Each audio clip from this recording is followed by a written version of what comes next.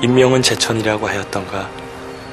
당시 동대문에서 포목점을 하고 있던 형님과 매형은 매일 밤 10시에 가게 문을 닫고 다른 용무를 본 다음 밤 12시쯤에 도착하는 것이 일과였다. 그런데 그날 이상하게도 형과 매형은 평소와는 달리 빨리 집에 들어가고 싶은 마음이 들었다고 한다. 매형, 오늘 가게 문을 빨리 닫고 집에 들어가야겠습니다. 그래, 나도 일찍 들어가고 싶었네.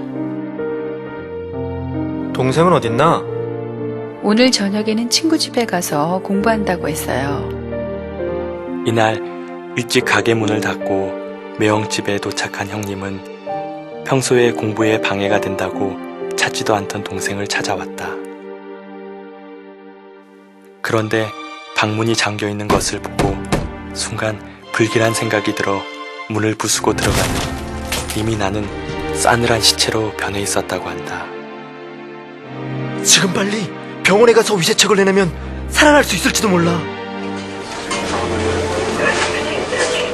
형과 매형은 급히 나를 병원에 옮겼는데 의사는 내가 워낙 약을 많이 먹었기에 살아날 가능성이 희박하다고 했다. 그러나 나는 며칠 만에 깨어났지만 이 사건으로 그나마 있는 기억력도 잃게 되었다.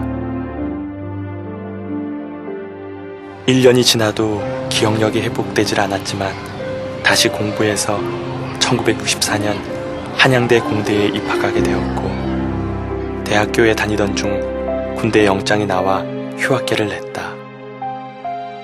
군 입대 전에 부모님께서 미리 주셨던 2학기 등록금을 친척의 부탁으로 제대하면 이자까지 받기로 하고 빌려주었으며 그해 10월 29일 군 입대하였다. 순조롭게 군 복무가 끝나갈 무렵 친척 소개로 지금의 아내와 펜팔하게 되었다. 1967년 4월 17일 군 복무를 마치고 나와보니 예기치 못한 일이 기다리고 있었다. 이자까지 돌려주기로 한 그 친척집에 어려운 일이 생겨 원금마저 돌려받을 수가 없게 되었고 그 사실을 알게 된 형과 매형이 등록금을 주셨다. 제대 후 펜팔하던 여인을 만나 순수한 사랑을 나누었고 결혼을 약속하였다. 호수같이 맑고 큰 눈을 가진 여인이었는데 등록금 받은 것을 알고 잠깐 빌린다며 가져가더니 약속을 지키지 못하였다. 그래서 2학기 등록을 하지 못하고 몇 달을 보내다가 고민 끝에 시골에 내려갔다. 어머니, 이제 제가 결혼을 하게 될 터이니 유산을 미리 주십시오. 유산을 미리 주시면 결혼식 비용도 하고 아내가 될 여자가 미용 기술이 있으니 미장원을 차릴 것입니다. 그러면 그 수입으로 생활할 수가 있습니다. 또 남은 돈은 은행에 놓고 이자를 받아서 저축할 것이며 저는 장학금을 받아 공부할 것입니다. 또 대학 졸업하고 미국 유학을 가서 박사학위를 받아오겠습니다. 당장 박사학위를 따올 듯이 미래의 청사진을 펼치면서 설득하는 아들의 말에 부모님은 어쩔 수 없이 허락을 해주셨고 당시 거액의 유산을 받은 나는 장밋빛 미래를 꿈꾸며 서울로 상경하였다.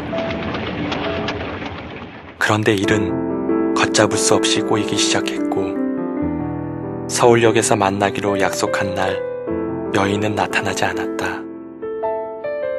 동생, 집에서 유산을 탔다며? 아휴, 그 돈을 은행에 넣으면 이자가 몇 푼이나 된다고 그래. 내가 잘 아는 친구가 무역회사를 하는데 여기다 투자를 하면 이자를 많이 받을 수가 있거든. 담보를 제공받고 주는 거니까 아무 염려하지 말고 투자해봐. 사회 경험이 없던 나는 누나 말을 그대로 믿었다. 게다가 그때까지 기다렸던 여인에게 소식이 없었기에 나는 방을 얻은 후 남은 돈을 모두 누나에게 맡겼다. 누님에게 돈을 맡기고 며칠 후 여인이 나타났다. 사연인즉 나와 결혼하는 것을 가족들이 끝까지 반대하였기에 설득하다가 한계를 느껴 결혼 승낙을 받아내려고 약을 먹고 자살소동을 벌였다는 것이다. 병원에 실려가 죽을 고비를 넘기고 퇴원하여 이제 왔다는 것이다.